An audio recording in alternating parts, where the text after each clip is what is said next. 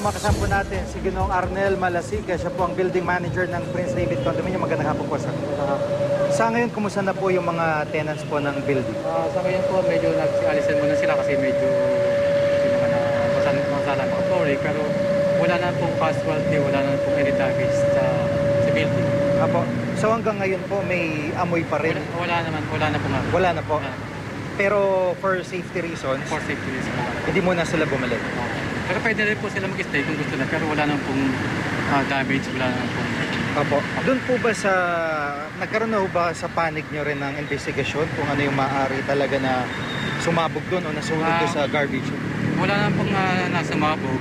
Although napansin po lang namin na yun nga, may mga doon sigarilyo, palagi ko sigarilyo siya na tinapon doon, yun ang nagsimula ng sunog sa garbage.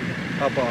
Yung mga kanina ho, may mga sinugod sa ospital may update na ho ba kayo tungkol sa kanila? Sa ngayon po, wala pa kaming update. At ngayon ay so far parang balik sa normal na. Pero iba, hindi pa po bumabalik. Bumalik na po. Bumalik na po. Opo. Kanina ho, paano yung nangyari? Evacuate talaga lahat? In-evacuate po lahat ng mga... Apo, nag-evacuate po lahat para for safety po ng mga resident. Opo, may mga narinig ko kaming reports din na parang may mga habang kakagulo, may mga nawala ng mga konting alas, pera. Ano pong balita nyo doon? Bali, meron kang iniimbestigan na lang po na. Ongoing po investigation. Dumating na ba yung QCPD dyan? Meron na po dumating. Opo. Maraming po salamat sa pagkakataon sa Ginoong Arnel Malasica. Siya po ang building manager dito po sa Prince David Condominium. Kasama din po natin si Superintendent Jesus Fernandez, Farm Marshal po ng dito. Sir, magandang hapon po. Magandang hapon din. So, yung pong pangyari, ano po lumalabas sa initial po ninyo investigasyon? Nung nag-conduct po kami ng investigation, nagmula po yung apoy dun sa basement nila at nakita nga po natin na yung garbage bin po nila dun sa baba ay sunog po. Opo. Yun po yung pinagmulan po ng mga usok na kumalat po sa iba't ibang bahagi ng condominium. Meron po bang palatandaan na maaaring sinadya ito o meron lang nagkataon na itinapon ng mga basura na nasusunog po? Ang ano po namin, palagay namin, may mga naitapon silang mga cigarette butt siguro doon, unintentionally, at yun nga po, yun na nga yung pinagmulan ng apoy. Opo, yun na yung dire-diretso na, opo. Nasunog po yung basurahan doon sa baba. Sa ngayon ho, kumusta ho yung sitwasyon? Masasabi ho ba na safe na ito para sa lahat ng nakatira doon? Kanina, bago ako umalis, yung first floor up to 5th floor ay dineclare na naming safe. Pero dun sa area ng hanggang 11 to upper floor po, makapal po kasi yung usok, kaya sinabi namin na buksan muna yung mga bintana para sa ganun, makalabas po yung usok. Opo, mga anong oras po yung, ito yung last na uling abiso nyo sa kanila?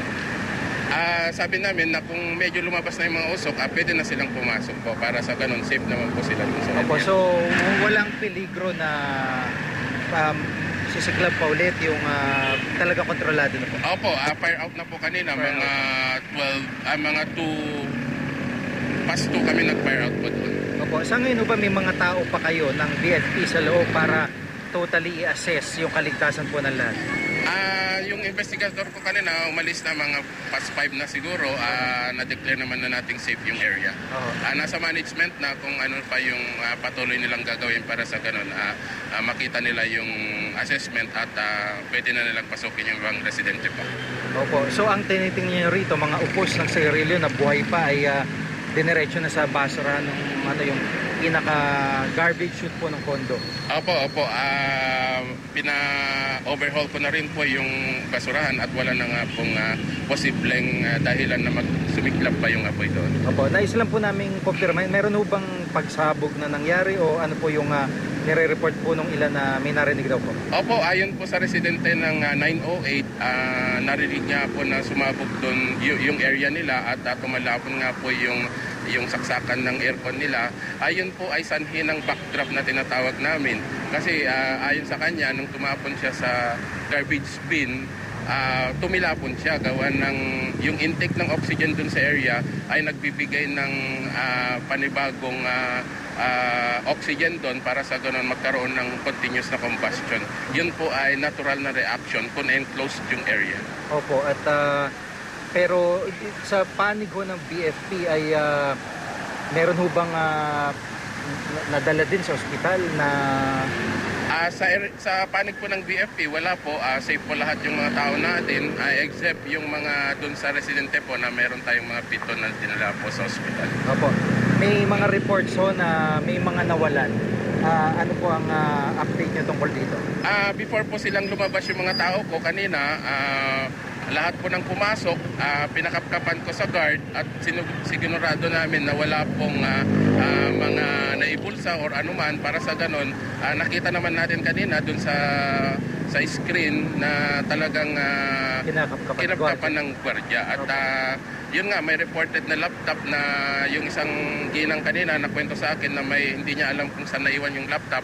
Na-recover naman po at na-turn over natin sa may-ari kanina. Okay, at least klaro po yun. Ano Opo, po ang klaro po. paalala niyo po para sa mga ganyan, mga condo owners o unit owners? Ano pong paalala niyo? Ang paalala lang po natin dyan, sana tignan nila yung proper housekeeping. Sana maging aware sila na yung mga basura na tinatambak doon ay pwedeng pagmulan ng apoy kung lalagyan ng mga upos ng sigarilyo. So siguro cleanliness po ang ipapayo natin. Siguro mas maganda kung daily nilang aalisin yung mga basurahan doon para sa ganun hindi na pagmulan po ng apoy. Saka maging conscious sila kasi sa dami ho nang nakatira sa isang building. Opo. Kawawa naman kung madadamay. Ano po? Opo, dapat conscious sila sa mga ganung proper housekeeping talaga po. Maraming salamat Maraming sa pagkakataon. salamat. Si Superintendent Jesus Fernandez ng Bureau of Fire Protection. Samantala,